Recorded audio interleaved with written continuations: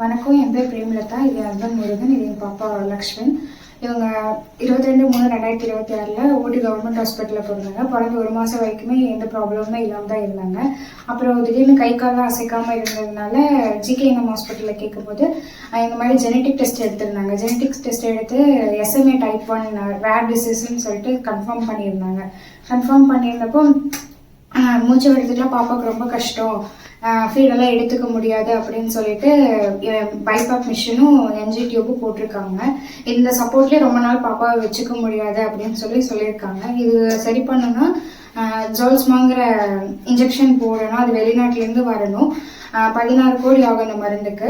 இப்போ அந்த மருந்து இந்தியா மூலியமா போடணும்னா 9 கோடியில போடலாம் அப்படின்னு சொல்லியிருக்காங்க. 9 கோடி கலெக்ட் ஆயிடுச்சுன்னா நம்ம அந்த மருந்து போடலாம் அப்படின்னு சொல்லியிருக்காங்க. அந்த 9 கோடி கலெக்ட் பண்றதுக்காக நாங்கள் இம்பாக்ட் குரூப்ல ஃபண்ட் ரைஸ் பண்ணிட்டு இருக்கோம். ஃபேமிலிஸும் கிட்டையும் கேட்டுட்டு இருக்கோம். உங்களால முடிஞ்ச வரைக்கும் என் குழந்தைய காப்பாற்றுறதுக்கு சப்போர்ட் பண்ணுங்க. நீங்க பண்ற ஒவ்வொரு ஷேரும், நீங்க பண்ற ஒவ்வொரு உதவியும் எங்க குழந்தைய எங்களுக்கு காப்பாற்றி கொடுக்கும்.